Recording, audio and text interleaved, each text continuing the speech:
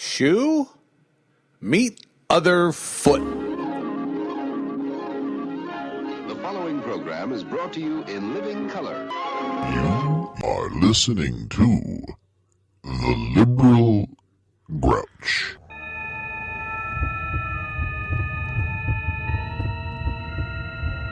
It's a ponderous situation. Are you pondering what I'm pondering? I think so, Kate. But where are we going to find a doctor to hose at this hour?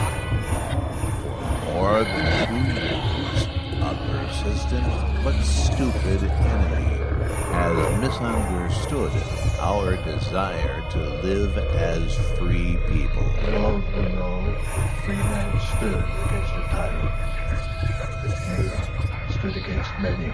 For more than 2 years, they've tried to silence those of us who believe that America is a nation of freedom for all, not just the privileged, not just for those who can afford justice. Yet, the enemy continues to misunderstand our motives. Are you pondering what I'm pondering?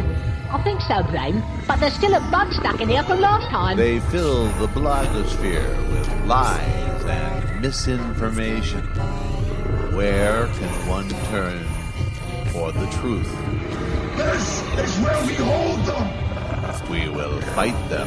This is where we fight. We will struggle until the end. Give them nothing, but take from them everything. We are not concerned with personal comfort. This is Sparta. We will fight until the enemy realizes our thirst for justice cannot be quenched. Lay your breakfast and eat hot. But tonight, we dine in hell. We will leave the right-wing, lick-spittle mob of hypocrites dazed and confused. Are you pondering what I'm pondering? I think so, Brain. But what if the chicken won't wear the nylons? Truth will overcome lies the way the light of day overcomes night. This I vow, for I am the Liberal Grouch. Hello there. Hi. Bill Schmalfeld here. Monday, May 18th, 2015. And, like I said at the beginning there, shoe, meet other foot. Because, what ho! There's news a-breaking. This is breaking news. Boy, howdy. And if you've been following this whole WJJ Hoge Aaron Walker Kimberlin story, you've probably been waiting for something like this to happen. So I'll just read the story right from theliberalgrouch.net. According to the state of Maryland's judicial case search, the state has charged William John Joseph Hoge III of Westminster, Maryland, and Aaron Walker of Manassas, Virginia, with violations of Grace's Law, a law passed by the legislature that extends the electronic mail harassment statute to include harassing or stalking of a minor. Hoge and Walker will be served summonses after a court date is set. Of course, they are presumed innocent until proven guilty. These charges were brought to the attention of the Montgomery Court Commissioner by Titania and Brett Kimberlin, the parents of the minor's child. If convicted, Hoge and Walker face up to a year behind bars and fines of $500. The Kimberlin family tried twice to get a peace order against Hoge to protect their daughter. However, as the incident happened outside the law's 30-day window, there was no statutory basis for relief. We'll keep you informed. There's been no reaction from either Hoge or Walker online yet. I won't even waste my breath trying to contact them because I know they don't want to talk to me. So, again, WJJ Hoge III and Aaron Walker have been criminally charged in Montgomery County, Maryland, for violating Grace's Law, named after a young lady who committed suicide after being bullied in school. Bullying isn't cool, bullying is lame, bullying is ugly and has a stupid name. For a healthy world, bullying's unfit, and I think I know what we should do to it, do to it. Let's all get together and make bullying kill itself. Bullying's an ugly thing, let's shove its face in the dirt and make bullying kill itself. Whoa. Oh, you like my body, set the mood, let's play. You can touch me anywhere except the mouth of JJ. We can make it stop, we can stomp it out. We can beat its ass until it starts to cry.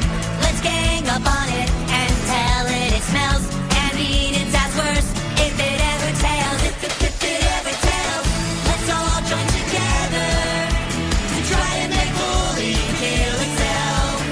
It'll be fun to see just how bad we can make it feel. Make bullying kill itself. Whoa, whoa, whoa. My heart says yes, yes, but my JJ said no. Trapped inside the darkness of my mind, I try to break free, the world you're so unkind. Stupid, ugly, handsy, short. Let's all get together and make bullying kill itself. Bullying's an ugly thing, let's shove its face in the dirt and make bullying kill itself. Whoa, whoa, whoa. Oh, you like my body, set the mood, let's play. You can touch me anywhere except the mouth of JJ. We can make it stop, we can stomp it out. We can beat its ass until it starts to cry. Let's gang up on it and tell it it smells, and beat its ass worse if it ever tails. If it ever tails, let's all join together to try to make bullying kill itself. It'll be fun to see just how bad we can make it feel. Make bullying kill itself. Whoa, whoa, whoa. Now, that is not to say WJJ Hoge III and Aaron Walker should commit suicide. I would never call for such a thing, and I don't know what else to say that won't get me in trouble, so... You are listening to the Liberal Grouch. Now, if they did kill themselves, it's not like I did it. I mean, I didn't put the gun in their hands or anything, or put the idea in their head because they don't listen to this podcast. I'm just saying that I don't want them to kill themselves. It would be bad. Suicide is bad. So is bullying. What in the hell is your problem? You follow dozens, if not hundreds, maybe even thousands of people that do nothing for you. Do they retweet your inspirational thoughts? No, they do not. Do they answer you when you tweet to them? No, they do not. So why, in God's name, why are you not following the Liberal Grouch? He's in the studio every damn day, creating quality podcasts for you, and this is how you thank him, by ignoring him. Go to your computer this instant, log into Twitter, find the Liberal Grouch. His handle is @GrouchCast. Did you get that? Do you need a pencil and a piece of paper to write that down? It's simplicity itself, @GrouchCast. And if you follow him, he will follow you.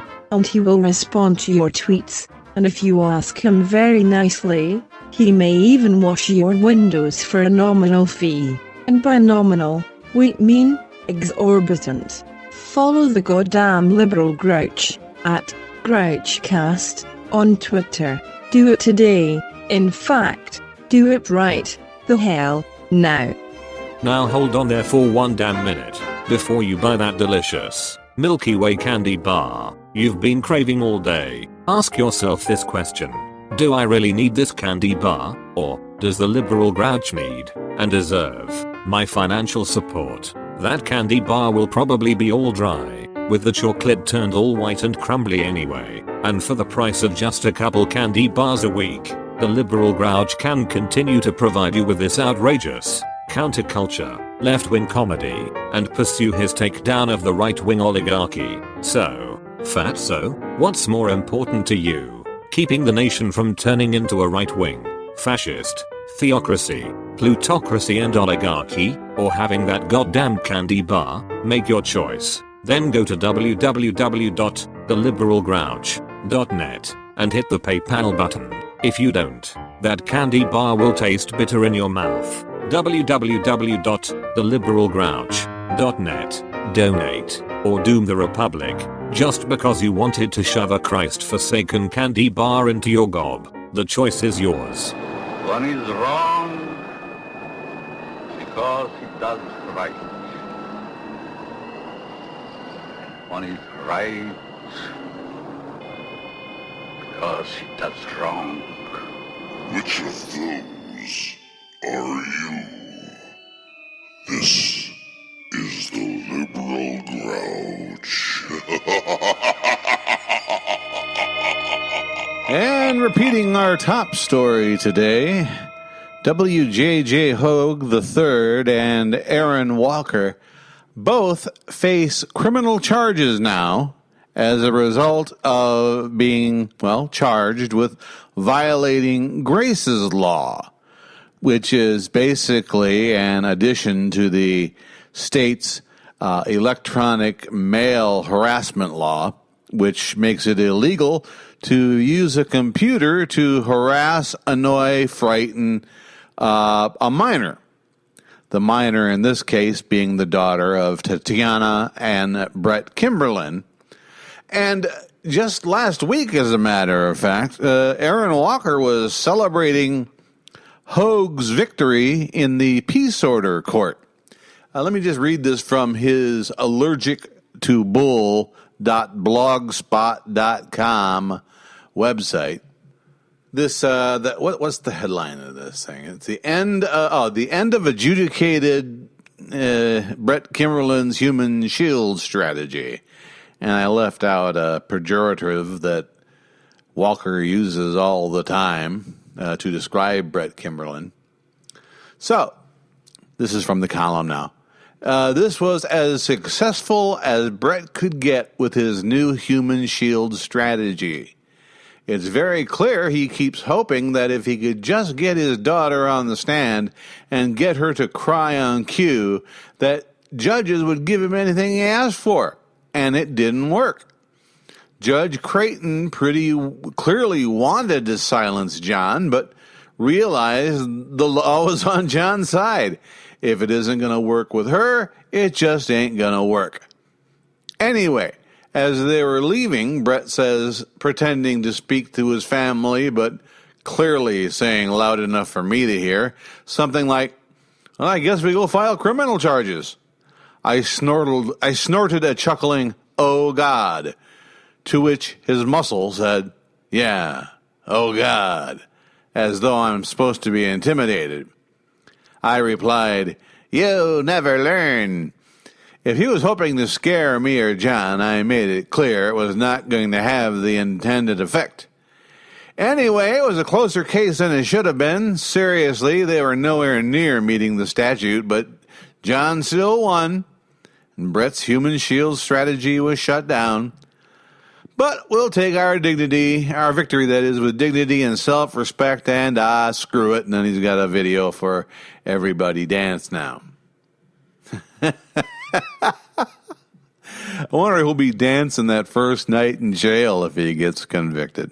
I think it's time, perhaps, because if you're wondering how Aaron Walker turned out the way he did, maybe it's time we revisit the Aaron Worthing story. The Aaron Worthing story. The liberal Grouch brings you this documentary look into the life and childhood of America's most useless lawyer, Aaron Worthing. How did he go from obscurity as a child to loathsomeness as a religio-fascist, racist bigot today? Here to tell the story is our own Hector de Peoples. Raising Aaron Walker, Worthing, was not an easy task for his parents, Aaron and Aaronetta Worthing. Former next-door neighbor Brutus Ragdish smiled as he recalled some of the antics of the young Worthing lad. Those were the days. I remember back in the, when was that again? The mid-60s or something?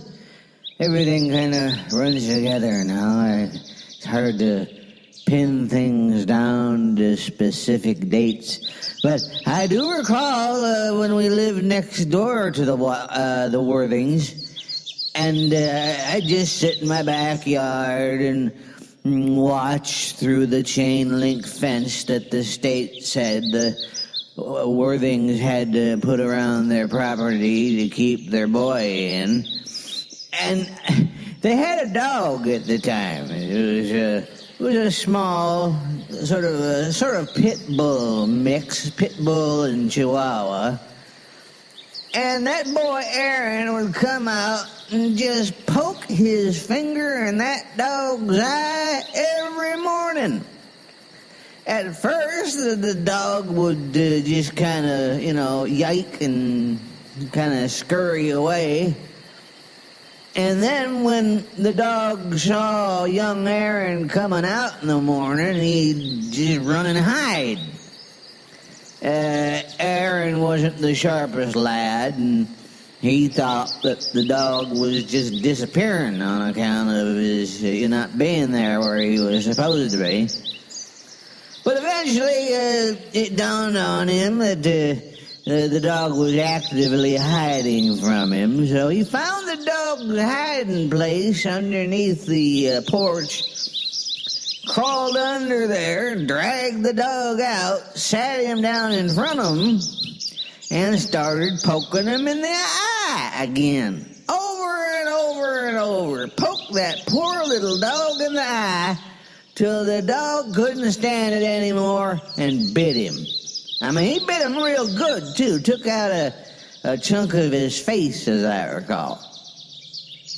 And Aaron went running up the steps, and I could hear him inside the house screaming that it was his pet, and it was his First Amendment right to do whatever he wanted to that dog, and that dog did not have the right to bite him, and that his mom and daddy ought to do something about it, and I'm damned if the daddy didn't come outside with a shotgun and scatter that poor little puppy all over the front yard.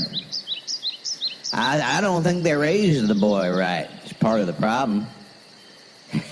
Never was quick on the uptake, though. Oh, the times I could get him to come over to the chain link fence and ask him if he'd ever seen a worm crawl through a chain link fence, and he'd get his face real close, and I'd lower my zipper, and he never caught on. Okay, when are we going to start recording?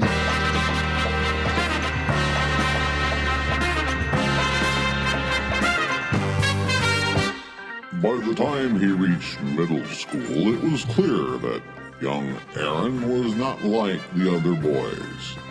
In addition to his other defects, Aaron was unable to use his right hand since he was never quite able to grasp the concept stove hot, don't touch. According to emergency room records, young Aaron was a patient in their treatment facility 27 times between the ages of 3 and 14. Dr. Anderson Sykes was a young ER resident at the time. Well, you know, the first time it happens, you think it's probably just an accident. But then when it starts happening over and over again, you start to suspect child abuse. I think it was like the 6th time they brought in young Aaron within the span of 3 months that we finally had the child welfare people investigate the living conditions at the Worthing residence. Swear to God, they had the social worker sitting in with the family the whole day, and the Worthing parents stood by the whole time.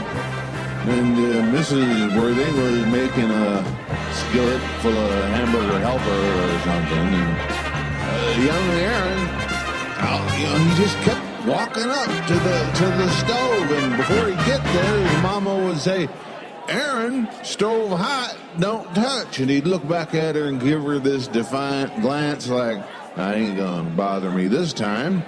He'd reach out and he'd grab the red hot burner on the...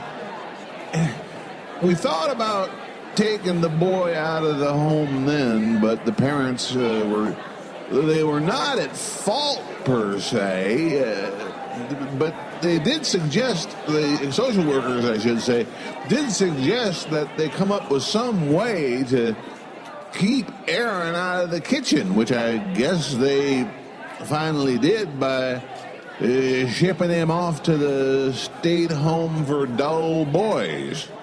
You know, it's not like they didn't try. They put like one of those the childhood fences that they used to keep a dog in a room, but he was clever enough to figure that out. So they tried to use a leash on him and just, keep him confined within a 6-foot space of his bedroom, but he ended up almost strangling on that, so that idea didn't pan out. So the only choice left was the state school, and they took him.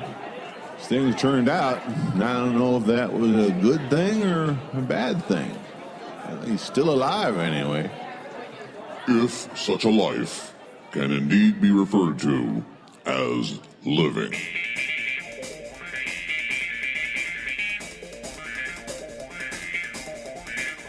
On his 14th birthday, his parents told young Aaron that they were taking him to a birthday party at a local ice cream parlor. But there would be no ice cream for young Aaron that night, as the trip would not be the short drive to an ice cream parlor, but the long drive to the Manassas School for Dull Boys, now known as the Manassas School for Boys with nowhere to go but up. It took a while, but we were finally able to locate one of Aaron's classmates, a lumpy, middle-aged man nicknamed Target, who was employed as a mop boy in a New York City adult bookstore. He spoke to us. Yeah.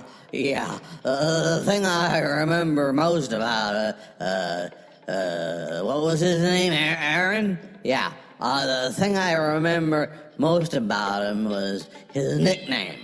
Yeah, the other guys, they give you nicknames if you're not big enough or strong enough to not have a nickname. You got assigned a nickname, and that was your name. That's how even the teachers should call you that.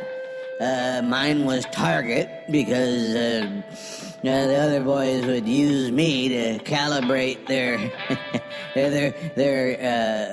urine streams, and they just called Aaron Toilet.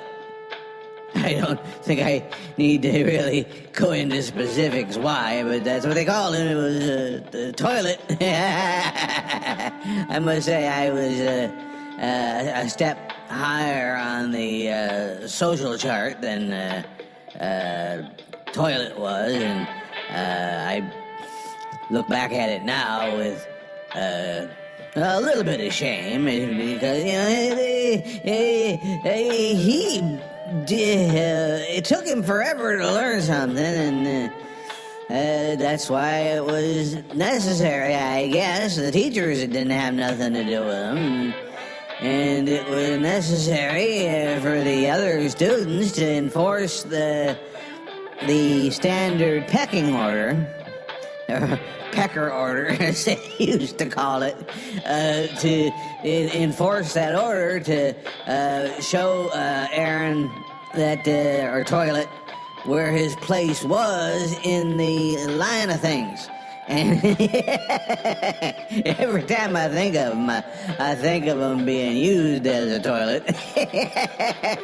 It still makes me chuckle every time. By the way, why are we calling him Worthing? His real name is Walker. The production company was forced to buy new shoes for the camera crew after their visit to that adult bookstore.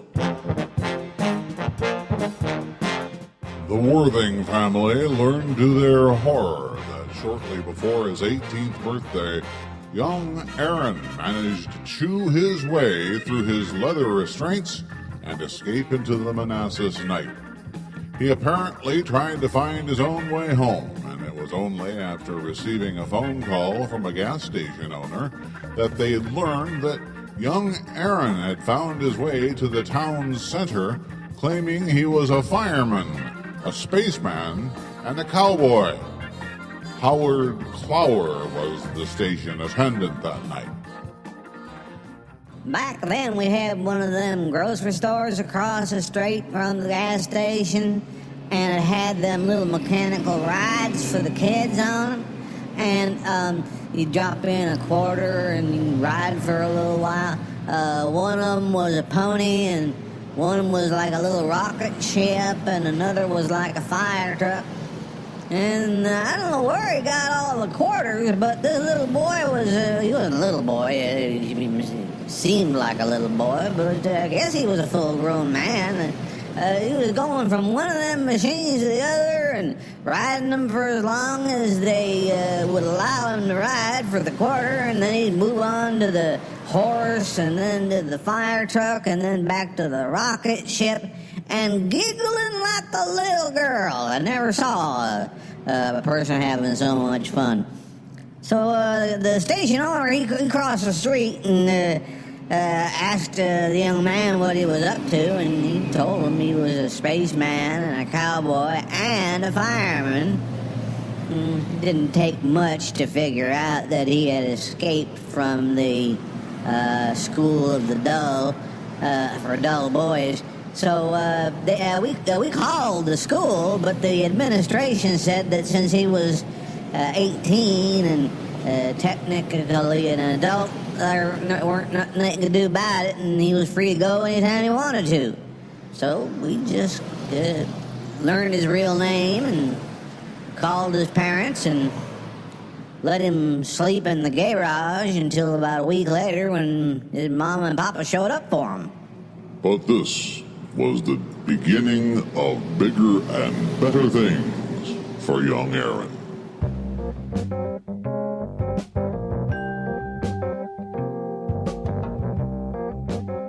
On their drive to Manassas to gather their son, the Worthing parents, who did not reply to several requests for interviews, discussed the lad's situation. The older Worthing said there was only one place, one profession, where a lad of Aaron's unique disability and inability to learn, even when the result of his repeated mistakes would cause unimaginable pain and torment, could hope to succeed. And that was the law. Papa Worthing pulled some strings, greased some palms, and got a law degree in the mail from a company calling itself Yale University Law School Diplomas Incorporated. Now all his son had to do was pass the Virginia bar examination. But when Aaron walked into the exam room, all hell broke loose, as we hear from exam proctor, Dr. Harold Lint. Do I remember? Ugh, how do you forget something like that? I tried to forget it, but I can't forget it. We had this classroom filled with 20 or 30 young law school graduates who all they needed to do was pass the bar exam, and this young, what are you calling him for the, you're calling him Worthing, fine, whatever. He walks into the examination room, and he sees all these other students, and right away, he urinates in his pants. Standing there dripping like a tree after a rainstorm, he starts screaming the word toilet, toilet, toilet, over and over again, and he dove through the nearest window. And we never saw him again. And frankly, I'm glad about that. That doesn't bother me at all. How is he doing, by the way? And therein lies the rest of this tale.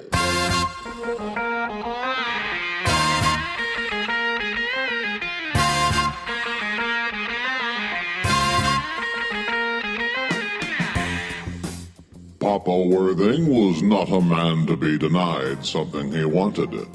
More palms were greased, more chips were cashed in, and the state legislature passed a one-time only exemption, allowing young Aaron to take the bar exam in his bedroom, using his computer with an actual lawyer sitting by his side to give him the answers.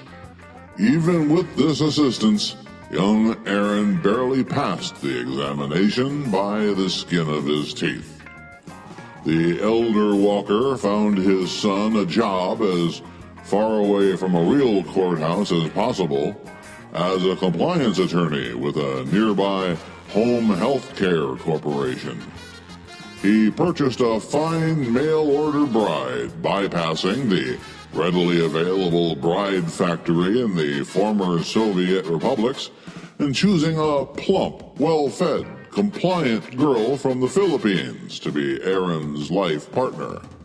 If Aaron should someday have sex with his wife, they may, in fact, produce grandchildren. But one thing would stand in Aaron's way, something his father couldn't pay his way out of. There is not enough money in the world to take religious bigotry from the heart of a religious bigot. Now unemployed, Aaron endangers his entire neighborhood, the entire city, by daring Islamic extremists to declare him fatwa worthy. And, at long last, this boy who poked his dog in the eye until it mauled him, this boy who lost the use of one hand from touching the hot stove over and over and over when mommy said no, this man who seems incredibly and absolutely incapable of learning a lesson or holding a job, he may have finally succeeded.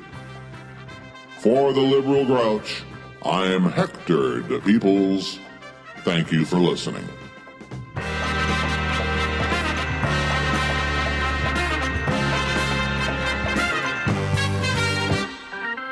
And there you have it, the Aaron Worthing story. Of course, Aaron Walker was actually Aaron Worthing. That was the alias he used.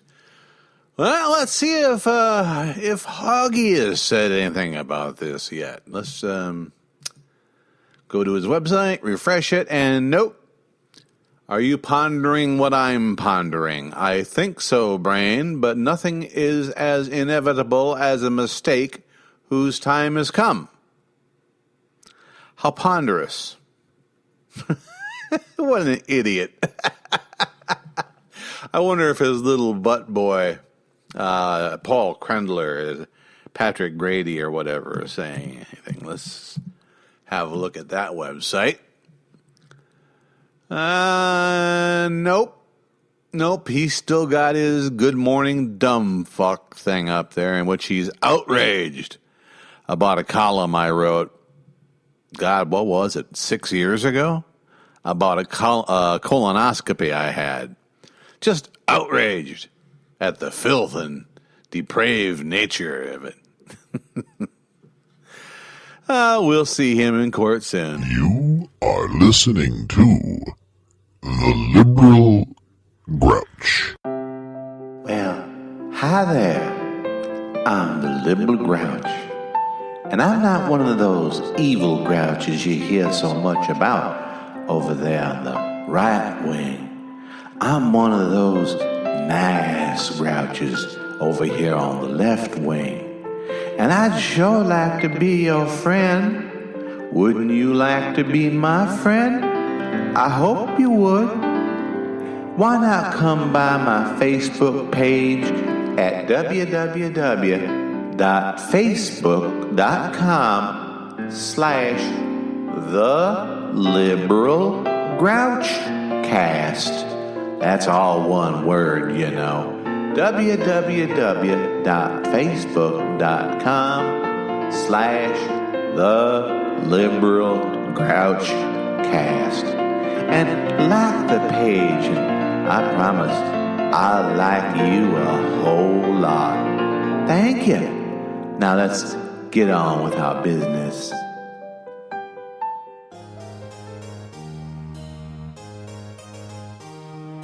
Have you seen the little hoggies crawling in the slime? Sad for all the little hoggies running out of time. Paying for your crime can lead to butt hurt.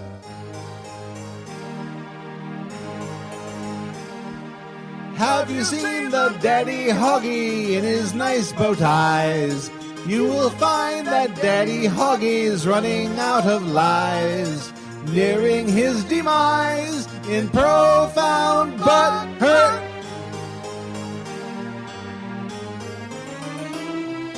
In their styes with all their shucking, they don't care what goes on around.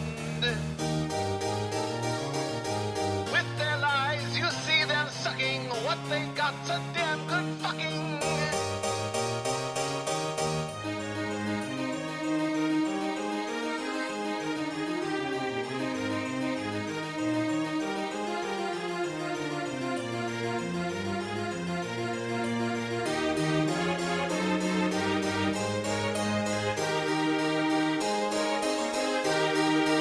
Everywhere there's lots of hoggies with their hoggy lies. Even Hoggy's giant boy child with his chafing eyes, hoping daddy dies while he has money.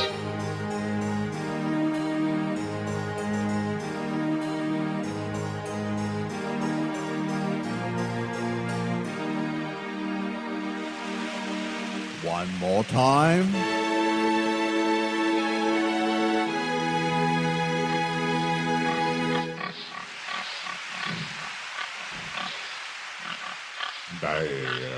Daddy, they did a song about us. Be quiet, you fool! Oh. One of these days, little Hoggy is going to have just about enough of that, I think. Bill Schmalfeld here, Liberal Grouch, for a Monday, the 18th of May, 2015. And again, our lead story, Aaron Walker and WJJ Hoge III each face a misdemeanor charge of violating Grace's Law, which was enacted by the Maryland legislature and signed by Governor Martin O'Malley during the previous legislature, when a young girl committed suicide after being taunted by bullies online. And the parents of the minor child, Tatiana and Brett Kimberlin, have alleged that WJJ Hoge III and his retarded lawyer friend, that's not nice. His developmentally disabled lawyer friend, Aaron Walker, are responsible for harassing the young girl. Now, I'm wondering what Hoge is going to call this, because every time somebody files a lawsuit against him, and it happens a lot more than you'd think, he refers to it as an LOL suit, a lol suit. I wonder what he's going to call these criminal charges. There's got to be some cute way to downplay the gravity of the serious nature of the crime he's been charged with, and he'll find a way. But right now, it's a matter of waiting for the Montgomery County State's Attorney to decide whether or not to press this charge. And I've seen elements of the complaint, and I just don't see either Hoge nor Walker explaining why they harassed this young girl just because they don't like her daddy. Because it's Brett Kimberlin is not an excuse any more than because it's Bill Schmalfelt will be an excuse in my upcoming lawsuits. Now, Hoge is fond of one of the lesser known but more impressive Latin phrases from the classical era. In the commentaries on the Gallic War, Caesar described the principle of morum aries attigit, which literally means the ram has touched the wall. It referred to a Roman policy. Surrender would be accepted, but not after the battering ram had touched an enemy's city wall. Wikipedia explains that the purpose behind the policy was to act as a deterrent against resistance to those about to be besieged. It was an incentive for anyone who was not absolutely sure they could withstand the assault to surrender immediately rather than face the possibility of total annihilation. Hoge is very fond of using that term as if he had ever won anything. He's never beaten me in court where he didn't cheat, and that was just for a peace order. Kimberlin's running circles around him. And now this case. But, hey, the ram has touched the wall.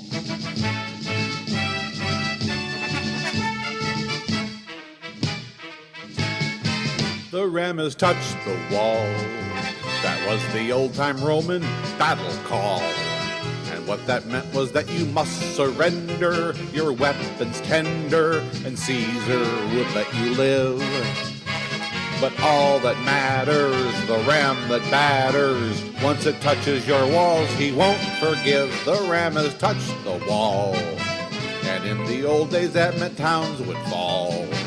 But nowadays some guy who thinks he's Caesar, this wheezing geezer, who thinks he's smarter than all, up to his neck in shit, he don't know when to quit.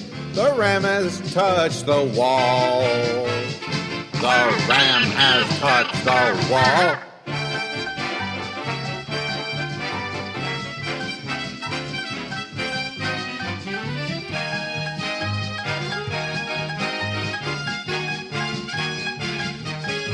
The ram has touched the wall, and that must surely mean the end of all of our concerted efforts to negate all the filth and hate and to give up without a fight. Yet every pervert will feel the butt hurt when they see I've got them dead to rights. The ram has touched the wall, but the specific ram, he's got no balls. And all that he can do is sit and mumble and break and crumble, 'cause he's behind the 8 ball. He may not know it yet, but he will soon regret. The ram has touched the wall. The ram has touched the wall, but it is not the wall he thought would fall. The chowderhead who causes agitation through defamation, I'll see him soon here in court. This naughty whiner, a palatiner, better hope that I'm the forgiving sort. The ram has touched the wall. It turned out not to be a ram at all. Who would have guessed that stupid right-wing creeps would show up with sheep? In fact, the ram was a lamb, and you should hear them cry. Now that we've caught the lie, oh, the wall has touched the lamb, poor little sheepy. The wall, the wall, the wall, the wall, the wall has crushed the lamb. You are listening to The Liberal Grouch. What in the hell is your problem? You follow dozens, if not hundreds, maybe even thousands of people that do nothing for you. Do they retweet your inspirational thoughts? No, they do not. Do they answer you when you tweet to them? No, they do not. So why, in God's name, why are you not following the Liberal Grouch? He's in the studio every damn day, creating quality podcasts for you, and this is how you thank him, by ignoring him. Go to your computer this instant, log into Twitter, find the Liberal Grouch. His handle is @GrouchCast. Did you get that? Do you need a pencil and a piece of paper to write that down? It's simplicity itself, @GrouchCast. And if you follow him, he will follow you, and he will respond to your tweets. And if you ask him very nicely, he may even wash your windows for a nominal fee. And by nominal, we mean exorbitant. Follow the goddamn Liberal Grouch, @GrouchCast, on Twitter. Do it today. In fact, do it right the hell now. Night and day, you are the one.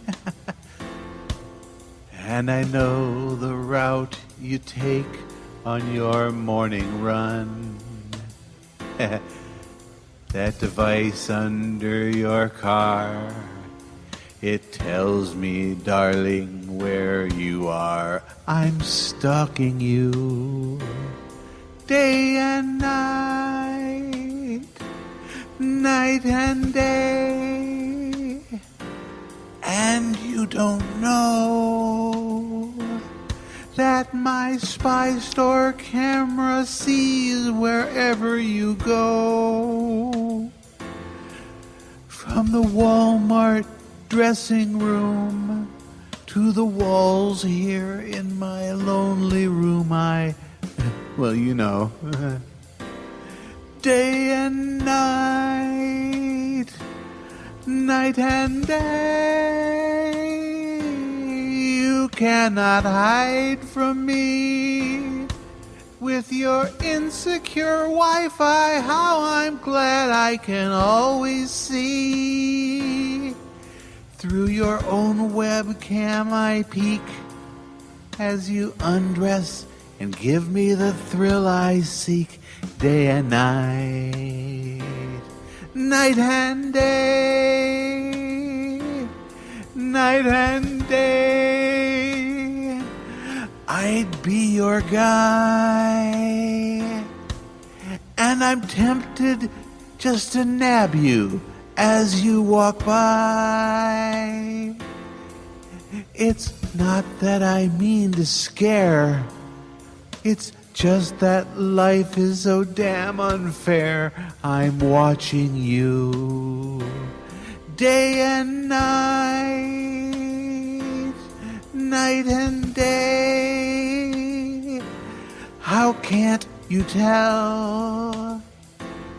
That's my deep and heavy breathing on your voicemail,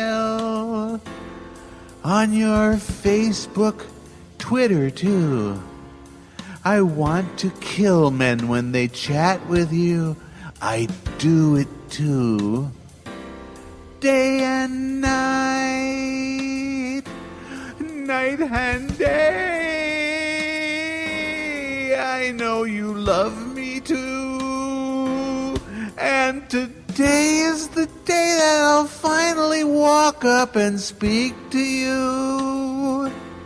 And my torment will be through when you live in the closet I've made for you. Day and night, night and day,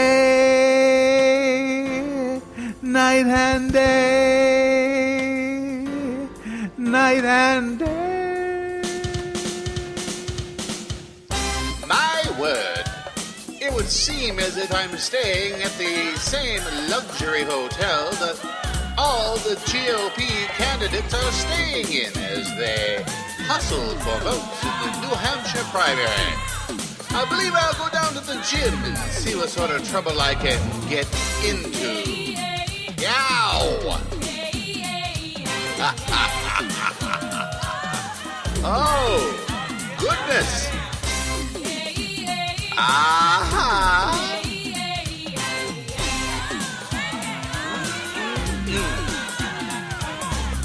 Walked in this gym, surprised to see Bobby Jindal getting busy, just rocking to the butt stuff beat. Way he shook his booty, sure looked good to me. I said, come here, Big Bob, you rock my world. Show that butt to me. Hey, doing the butt. Hey, pretty, pretty. When you get that notion, give your back door some lotion. Hey, do it in the butt. Hey, sexy, sexy. Ain't nothing wrong if you want to do the butt all night long.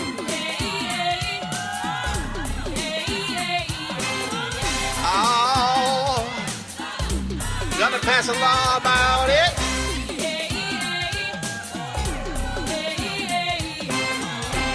Oh, shake it. I grabbed Ted Cruz out on the floor.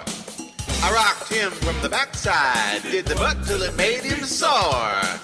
Now it's a physical thing, but not hard to do. You just shake a shake, shake a shake a shake a shake, doing the butt all night long. Come on. Sexy, sexy. When you get that notion, give your back door some lotion. Hey, do it in the butt. Hey, sexy, sexy. Ain't nothing wrong if you want to do the butt all night long. Oh, dear. Oh, that's right. Shake that butt. Oh, come on. Come on. Give me the butt. Give me that Republican butt.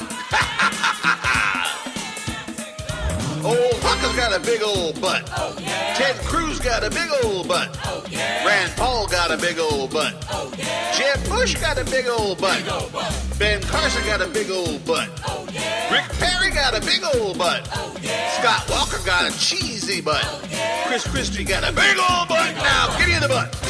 Yay, yay. We're gonna drop these lines before we set up. We screaming at the dudes with the big old butt. Now sing it. Ow!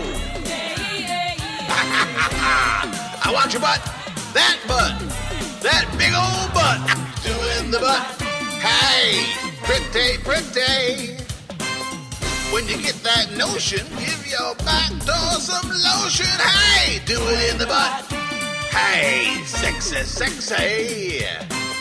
Ain't nothing wrong if you want to do the butt all night long. Woo. Oh, listen to that now. That sounds like the Republican gay men's chorus.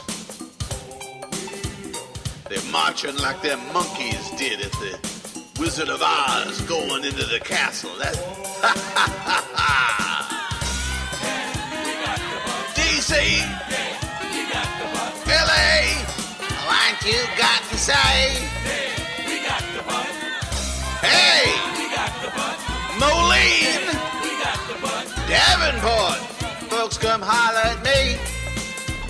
but do it nice. Ow! That butt, your big old butt now. Hey, yeah, your butt. I want that butt. I'll keep my mouth shut, you give me the butt. Hey, pretty. When you get that notion, give your back door some lotion. Oh, do it in the butt. Hey, sexy. Ain't nothing wrong if you want to do the butt all night long. Yeah, that's some advice that may come in handy if WJJ Hoge and Aaron Walker find themselves convicted and jailed on this charge of violating Grace's law, which is, as I've been mentioning,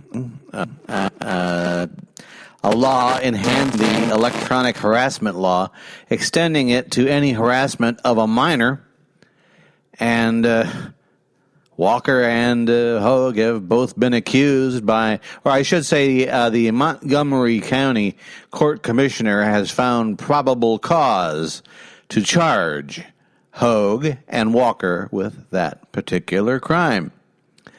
I haven't seen a court date set yet. I haven't seen a single comment on Hoge's blog. Nothing new on Walker's blog. Nothing new since I announced this on the Thinking Man Zombie blog. There's a heavy scent of cordite in the air. And napalm. Smells like victory. By the way, this is Monday, so at 6 o'clock, about an hour and a half from now, there should be a new episode of Blog Smoke, or Johnny At Sign, or BlogNet, one of the three, up on Hoge's blog. I wonder what he'll write about tonight. Wonder if he'd accept a guest submission. You are listening to The Liberal Grouch. Throughout America today, there are men who, sad to say, are not really men. Through no fault of their own, they were born without a vital body part that helps a boy become a man. Oh, sure, we're not saying that it takes a certain chemical in the bloodstream to make a person a mature adult male. There are people, brave people, who are as manly as can be, even though they don't have a drop of testosterone in their blood. But far too often, especially among men in the Republican Party or those who cling to right-wing views, we find people who are technically adults but are still quivering, cowardly little boys who cling to their mommy's apron strings. People who send taunting, angry tweets to people and then demand that your account be suspended if you respond. People like an adult male in his 60s living in Westminster, Maryland, who uses the courts the way a boxer would use his fists. There's no lie he won't tell, no self-degradation he will not endure to punish the people he feels have wronged him, although we feel he is compensating for the horrible abuse he must have endured as a pimply-faced Poindexter who thought he knew more than everyone else in his school or university. People like an adult male in his 40s, residing in suburban Chicago, who is so afraid of a man with Parkinson's disease, this able-bodied adult male felt it necessary to resort to a weapon that victims, usually female victims, use to protect themselves against their abusers. This adult male from Palatine, Illinois, has spent God knows how much of other people's money to protect himself from a man who can barely raise his hands above shoulder level. And then there's people like adult male in his 30s living in Racine, Wisconsin, who throws dog poo at bigger, stronger people from under the front porch of his ramshackle house, then hides under the porch or up inside his mommy's skirt.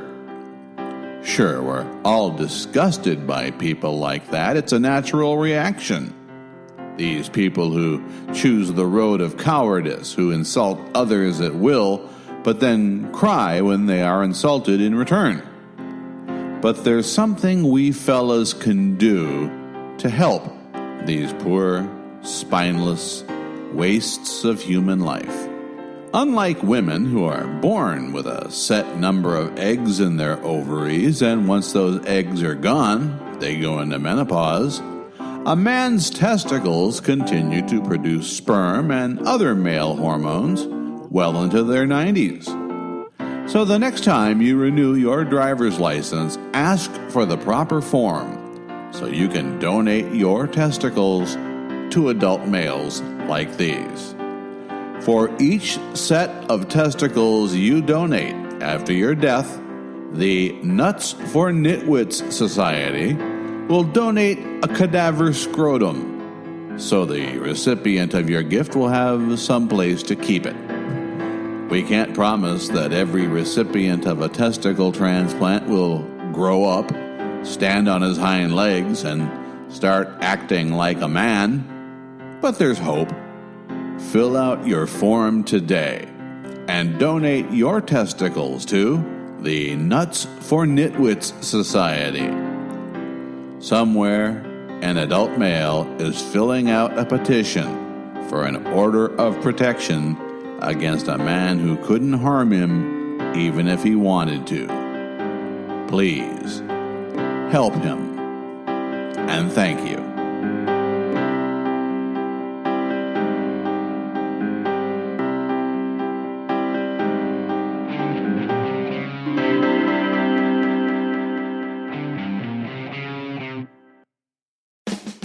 Sitting on a court bench, eyes a teenage girl with bad intent.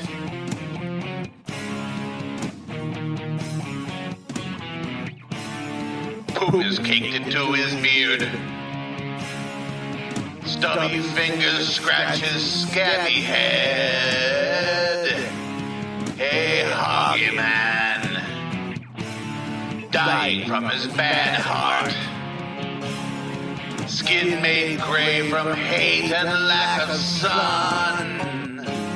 Hey, Hoggy man knows that he's a dead duck, spitting out clots from his rotting lungs. Oh, Hoggy man, so freaking old. A sick man wastes his last days, spending time the only way he knows. Chest hurting bad as he staggers to the courthouse. He wants to try once more his foe to beat.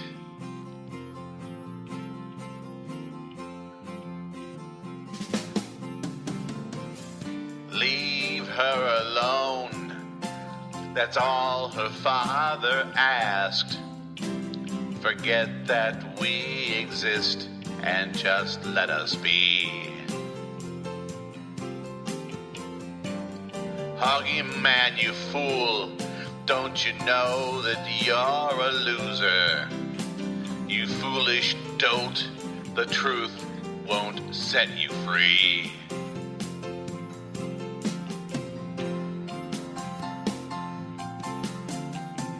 Do you still remember the last time you went to court? When you thought that just your lying word would your opponent thwart? And you sit in startled silence when justice reared its head, and the judge said he's not guilty in the least. so freaking old. A sick man wastes his last days, spending time the only way he knows. Chest hurting bad as he staggers to the courthouse. He wants to try once more his foe to beat. Oh, leave her alone, that's all her father asked. Forget that we exist and let us be. Oh, you man, you fool! Don't you know that you're a loser? You foolish dolt, the truth won't set you free. Oh, yeah!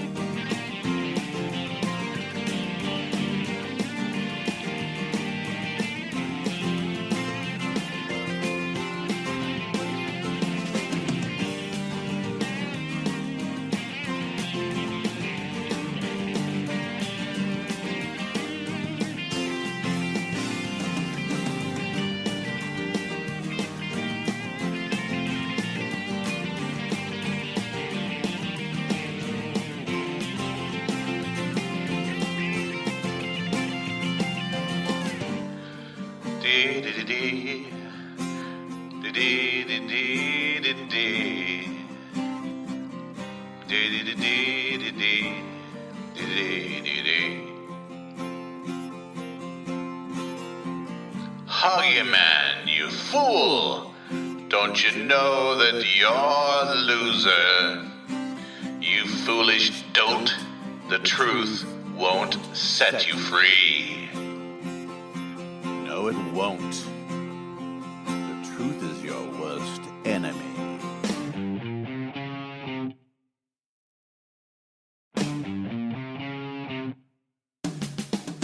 Sitting on a court bench, eyes a teenage girl with bad intent.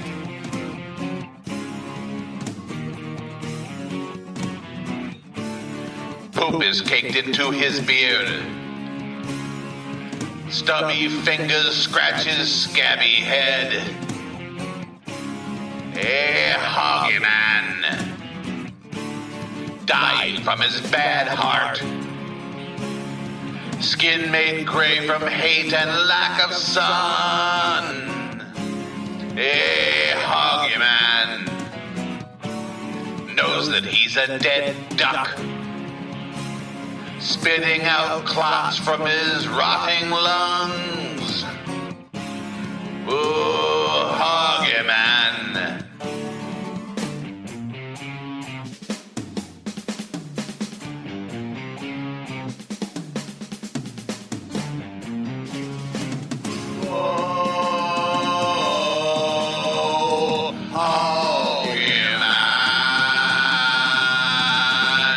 Well, it's absolutely flabbergasting is what it is. I mean, the right-wing blogosphere remains completely silent on the subject of the day, which is that Aaron Walker and WJJ Hoge III are facing criminal charges for violating Grace's law in the state of Maryland.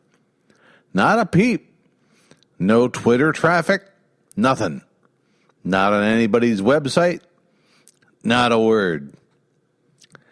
I wonder if this may be the thing that has broken the... Well, what's another way to put it? For more than 2 years now, actually about, 3 years? Did he died in that's right, Breitbart died in 2013. So for more than 2 years, this group has been feasting off the corpse of Andrew Breitbart, invoking his name, his memory. I wonder if this little charge against Walker and Hoge has caused this desiccated corpse to finally collapse upon itself.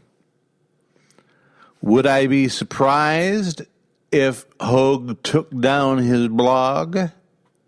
Marginally. Would I be surprised if Aaron Walker took down his blog?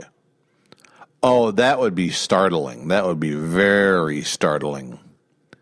Because Hoge and Walker are never, ever wrong.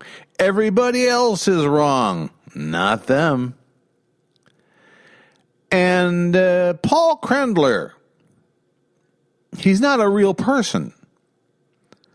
I will prove in court that his actual name is Patrick Grady, and it would be smart of him to take his blog. Actually, it would be smart for all of them to take their blog down, but we can't ask them to do anything particularly intelligent.